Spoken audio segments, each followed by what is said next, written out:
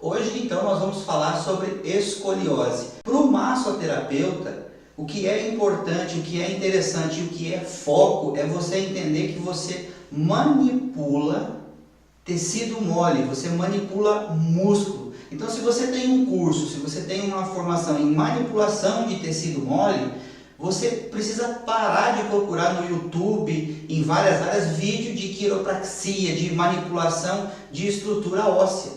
Você precisa ficar onde você está do ponto de vista de formação e se aprofundar ali, tornar-se um especialista.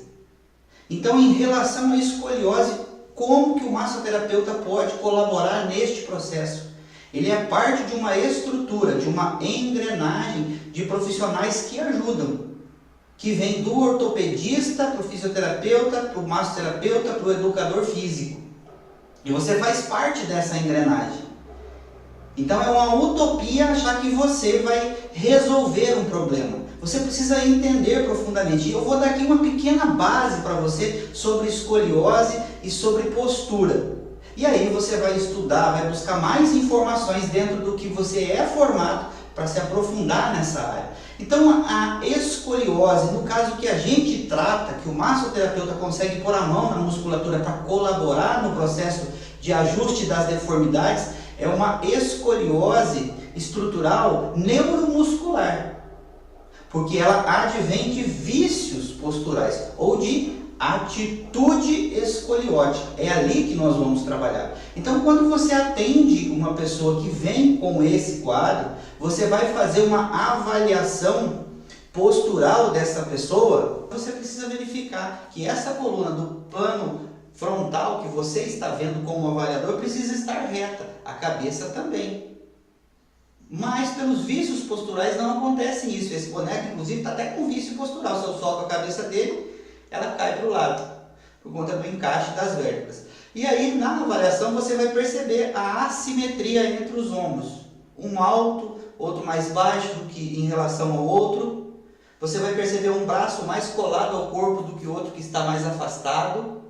Tá? E aí, o que acontece? Quando você visualizar a pessoa do ponto de vista lateral, de perfil, essa coluna ela precisa ter as curvaturas, ela precisa ter uma lordose aqui, uma pequena cifose na torácica e uma lordose cervical. Isso existe, isso é natural, a gente já vem com isso de fábrica. O que não vem a gente constrói nos primeiros anos, nos primeiros meses de vida. Então, onde o massoterapeuta vai trabalhar? O que você precisa entender de biomecânica? Você precisa entender de compensações, você precisa entender de grupos musculares que participam desse estado. E no caso da atitude escoliótica, muitas pessoas têm este problema devido à sua profissão. O seu estilo de trabalho, o tempo de permanência prolongado em determinada posição foi que construiu essa assimetria. E aí o que é que vai acontecer? Onde nós vamos trabalhar?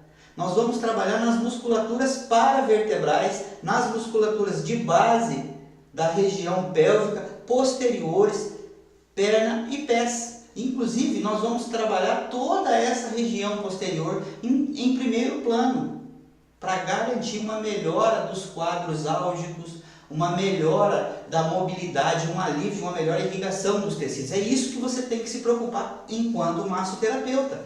Então, o que acontece? A pessoa está em atitude escoliótica, inclinada lateralmente. Esse lado que está inclinado, a gente chama de concavidade, está mais fundo. O outro lado que está para cá, a gente chama de convexidade. O que acontece na concavidade? Os músculos desta região que estão deformados, eles estão tensionados, presos, encurtados. Os músculos contralaterais estão hiperestendidos. O corpo trabalha em equilíbrio. Então entenda, essa deformidade postural, essa atitude escoliótica gera uma deformidade tridimensional nessa região, porque você tem uma inclinação lateral da vértebra, uma rotação contralateral, ou seja, vai rodar, vai inclinar para um lado, rodar para o outro, e ainda uma hiperextensão da coluna, tentando te manter equilibrado. É por isso que existe muita dor nessa região. E o massoterapeuta vai agir onde? Encontrando os trigger points, os pontos gatilho dessa região, trabalhando com os movimentos de manipulação, deslizamento, pinça, pressão, vibração. Ele vai gerar os estímulos necessários desses músculos para desbloquear essa região e os estímulos necessários do outro lado para que a pessoa tenha irrigação da região e alívio do quadro. A partir de que você conseguiu gerar esse alívio, mostrar para ela de onde está vindo, cabe a ela buscar melhora dessa alternativa postural, no trabalho, em casa. De repente a pessoa já é aposentada e trabalhou uma vida inteira em uma circunstância de trabalho unilateral e isso gerou a escoliose, construiu essa escoliose. O que você vai fazer? Você vai tirar as dores, vai organizar, melhorar essa estrutura e vai encaminhar essa pessoa para o próximo profissional, que é o profissional da educação física ou o profissional do Pilates, que pode ser um educador físico ou um fisioterapeuta, porque aqui chegou a nossa base. Transformamos essa base em algo que pode ser melhorado ainda mais, mas a nossa competência vai até o alívio de dores, o fortalecimento desta região. E manter esta pessoa com consciência corporal vem de outras áreas. E aí a gente vai encaminhar ela para o próximo profissional da área para ajudar essa pessoa a se manter em estado postural saudável.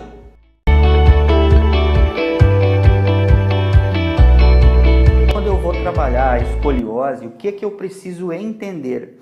Onde estão os principais pontos de dor e para que lado que está o processo de concavidade e o processo de convexidade.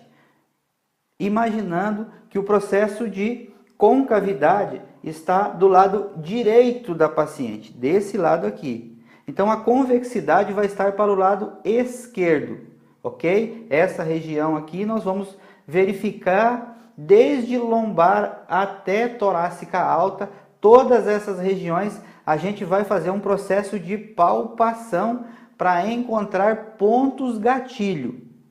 Nos lugares onde nós vamos encontrar os pontos gatilhos é que existem as musculaturas com mais problemas, ou multífidos, ou interespinhais, intertransversos, os intercostais, todos os grupos.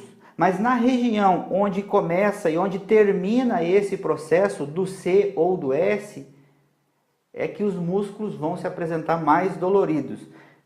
Imaginando que nós tenhamos uma região de músculos dolorido a nível de torácica média.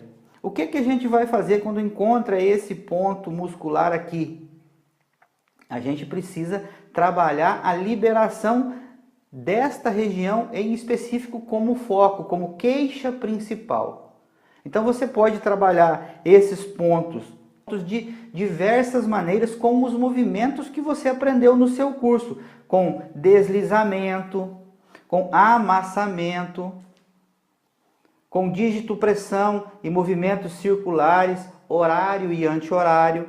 E você também pode trabalhar com a liberação miofacial, onde você não vai utilizar creme e vai fazer este procedimento que eu vou te mostrar aqui agora.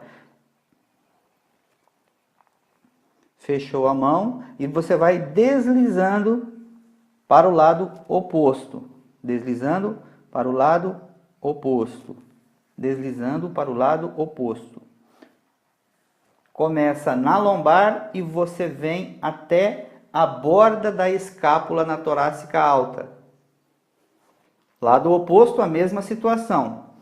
Eu firmo o lado contrário, lado oposto, e vou fazer o movimento de liberação dessas musculaturas até a borda da escápula. Na sequência, eu vou firmar a minha mão e vou usar o meu polegar para subir, fazendo um processo de liberação transversa dessa musculatura.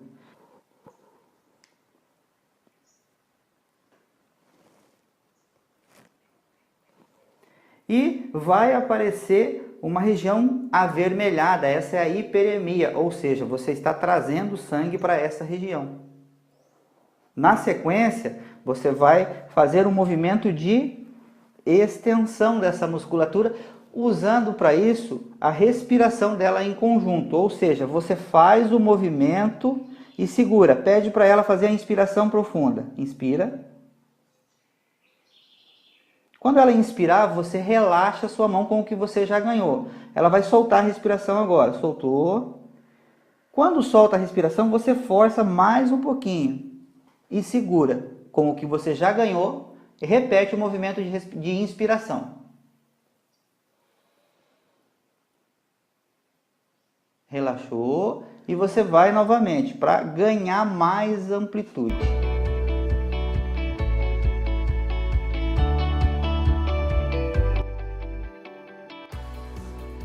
Movimento 1, movimento de extensão.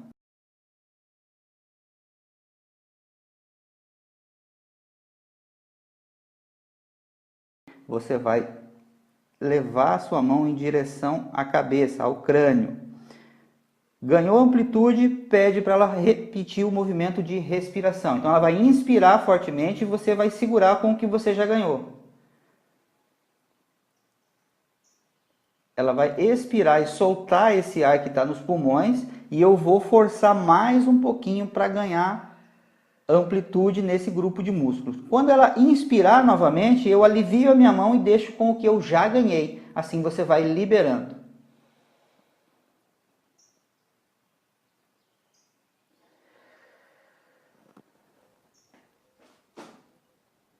Outro movimento que você pode fazer para liberar, segura o lado oposto e trabalho com a minha mão com o punho fechado, deslizando lateralmente.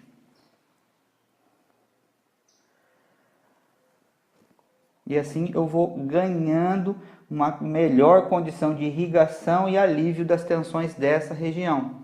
E o próximo movimento, também para trabalhar essa liberação desta região que você está vendo aqui, é esse aqui. Você vai firmar com uma das mãos na lombar e com o polegar da mão contrária você vai subir fazendo movimento de deslizamento.